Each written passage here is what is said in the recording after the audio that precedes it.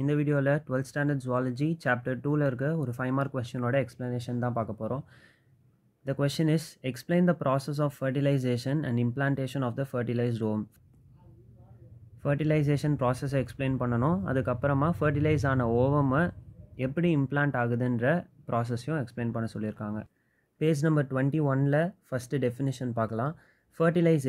Fertilization occurs when haploid sperm fuses with haploid ovum to form a diploid zygote.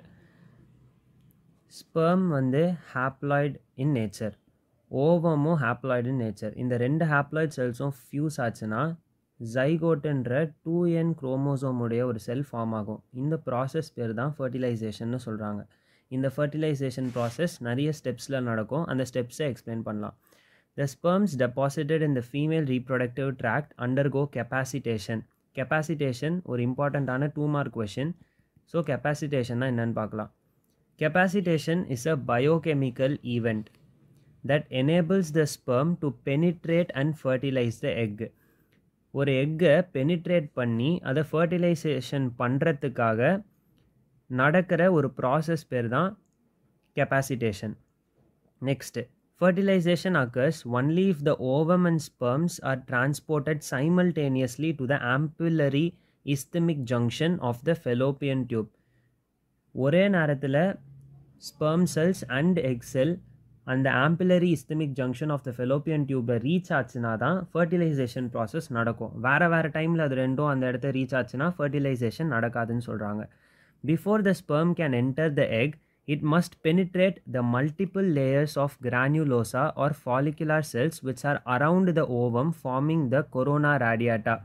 Corona radiata na இந்த follicular cells வச்சு ஒரு layer இருக்குல்ல, திக் layer, இந்த layer பேர் தான் corona ரேடியாட்டா. இந்த கொரோனா ரேடியாட்டாவை அது பெனிட்ரேட் ஆச்சுனா தான் ஃபர்தர் அந்த எக்குக்குள்ளே போய் ஃபர்டிலைசேஷன் ப்ராசஸ் நடக்கும்னு சொல்கிறாங்க. The follicular cells are held together by an adhesive cementing substance called hyaluronic acid. One more question லியும் கேட்கலாம். The acrosomal membrane disintegrates, releasing the proteolytic enzyme called hyaluronidase. This is also one more question. During the sperm entry through the corona radiata and zona pellucida, this is called as acrosomal reaction. இந்த first sperm வந்து corona ரேடியாட்டாவை penetrate பண்ணி வந்துருச்சு. இந்த sperm once the zona pellucida layer அது reach ஆனோடனே அதோடைய acrosomal membrane disintegrate ஆகுது. டிஸ்இன்டிகிரேட்னா பிரேக் டவுன். அது பிரேக் ஆகி அது உள்ளே இருக்க ஹயாலுரோனிக் ஆசிடை ரிலீஸ் பண்ணுது. இந்த ஹயாலுரோனிக் ஆசிட் எதுக்கு ஹெல்ப் பண்ணுதுன்னா இந்த ஜோனா பெலுசிடா அண்ட் விட்டிலைன் மெம்பரேனை உடச்சி அந்த ஓவமோடைய சைட்டோபிளாசம்குள்ளே என்டர் ஆகிறதுக்காக ஹெல்ப் பண்ணுது. இந்த ப்ராசஸ் பேர் தான் ஆக்ரோசோமல் ரியாக்ஷன். ஏன் ஆக்ரோசோமல் ரியாக்ஷன்னா ஸ்பெர்மோடைய ஆக்ரோசோமல் மெம்பரேன் உடையுது. அதனால இந்த ப்ராசஸ் பேர் acrosomal reaction. Next, once fertilization is accomplished, the cortical granules from the cytoplasm of the ovum form a barrier called fertilization membrane around the ovum, preventing further penetration of other sperms. Thus polyspermy is prevented. இந்த பேராகிராஃபும் ஒரு இம்பார்ட்டண்ட்டான 2 mark question. Mostly எல்லா school எக்ஸாம்ஸ்லேயும் இந்த question கேட்பாங்க. This is also book back question. இதில் polyspermy எப்படி prevent ஆகுது அப்படின்ற ப்ராசஸை எக்ஸ்பிளைன் பண்ணியிருக்காங்க. எப்படின்னா, இப்போ இந்த ஸ்பெர்ம் எடுத்துக்கிட்டோன்னா இந்த ஸ்பெர்மில் நியூக்ளியஸ் சைட்டோபிளாசம்குள்ளே என்டர் ஆகிடுச்சு. என்டர் ஆகி இந்த நியூக்ளியஸ் எக்கோடைய நியூக்ளியஸ் கூட ஃபியூஸ் ஆகிருச்சுன்னா இதெல்லாம் தான் இந்த க்ரீன் கலரில் டாட்ஸ் இருக்குல்ல, இதெல்லாம் தான் கார்டிக்கல் கிரானியூல்ஸ். இது சைட்டோபிளாசமில் ஸ்கேட்டர் ஆகியிருக்கும். ஃபர்டிலைசேஷன் நடந்துருச்சுன்னா இந்த கார்டிக்கல் கிரானியூல்ஸ் இந்த மாதிரி ஃபார்ம் ஆகி கார்னரில் ஃபார்ம் ஆகி இங்கே வந்து திக்காக ஒரு சாலிடான ஸ்ட்ரக்சராக மாறிடும். அப்போ என்னாகும், மீதி இருக்க எக்ஸ்ட்ரா ஸ்பெர்ம்ஸ்லாம் உள்ளே பெனிட்ரேட் ஆகி எக்ஸ்ட்ரா ஃபர்டிலைசேஷன் ஆகிறத ப்ரிவெண்ட் பண்ணுது. இதுதான் வந்து how polyspermy is avoided in humans அப்படின்னு புக் பேக் கொஷினில் கேட்டிருக்காங்க.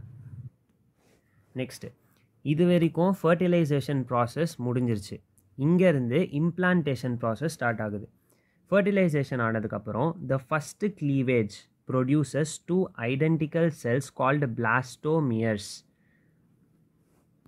ஃபர்டிலைசேஷன் ஆன இந்த ஒரு செல் 2 செல்லாக டிவைட் ஆகும். இந்த 2 செல்லை தான் பிளாஸ்டோமியர் அப்படின்னு சொல்கிறாங்க. இந்த 2 செல் 4 செல்லாக டிவைட் ஆகும். இந்த 4 செல் 8ஆக டிவைட் ஆகும். 8 cells 16 cells ஆகும்.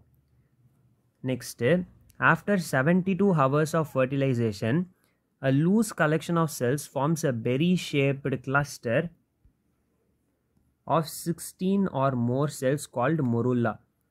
72 hours of fertilization அப்புறம் 16 cells உடைய ஒரு cluster form ஆகும். இந்த cluster பேர் தான் morula. Under the influence of progesterone, smooth muscles of the fallopian tube relax and the dividing embryo takes 4 to 5 days to move through the fallopian tube into the uterine cavity and finally gets implanted in the uterine wall. Progesterone fallopian tube உடைய மசில்ஸை relax பண்ணுது. இந்த fallopian tube ஓட muscles relax ஆகிறதுனால இந்த fallopian tubeல இருக்க fertilise ஆன egg 4 to 5 days எடுத்துக்குது. எதுக்குன்னா யூட்டரைன் கேவிட்டியை ரீச் பண்ணுறதுக்கு. வாலில் தான் வந்து இம்ப்ளான்டேஷன் நடக்கும். அப்போ இங்கேருந்து ஃபெலோப்பியன் டியூப்லேருந்து இது யூட்டரைன் வாலுக்கு மைக்ரேட் ஆகி வரணும். அதுக்கு 4 to 5 days எடுத்துக்குது.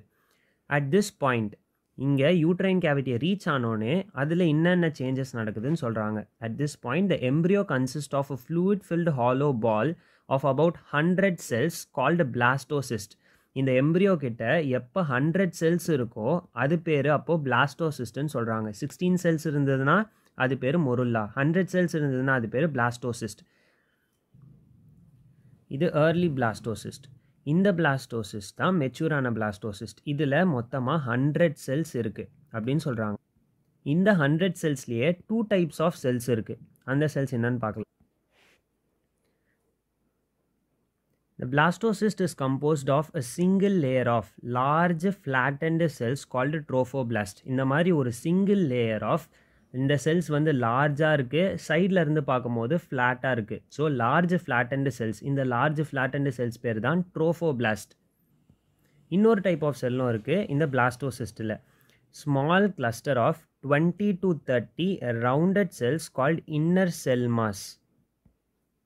இந்த மாதிரி 20 to 30 செல்ஸ் ப்ரெசென்ட் ஆகிருக்கு. இந்த செல்ஸ் பேர் இன்னர் செல் மாஸ். ஏன்னா இது உள்ளே இருக்குது, ஒரு மாஸாக ப்ரெசென்ட் ஆகிருக்கு. ஸோ இதோடைய பேர் இன்னர் செல் மாஸ். இந்த 2 types ஆஃப் செல்ஸ் தான் இந்த பிளாஸ்டோசிஸ்டுக்குள்ளே இருக்குது. The inner cell mass of the blastocyst develops into embryo and becomes embedded in the endometrium of the uterus. இந்த இன்னர் செல் மாஸ் தான் எம்ப்ரியோவாக டெவலப் ஆகும். இந்த எல்லா ப்ராசஸையும் சேர்த்தா அது பேர் தான் implantation. And implantation only results in pregnancy.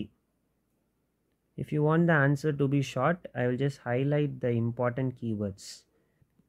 இதில் ஹைலைட் பண்ணியிருக்க எல்லா லைன்ஸுமே இம்பார்ட்டண்ட்டான லைன்ஸ். ஸோ இது எல்லாமே இருக்கிற மாதிரி எழுதுனா will get 5 marks. Along with the diagram is also very much important. ரஃப்பான டயக்ராம் வரைஞ்சாலே போதும், ரொம்ப காம்ப்ளிகேட்டடாக இருக்கணும்னு அவசியம் இல்லை. Thank you guys. Also please don't forget to subscribe and like and share with your friends.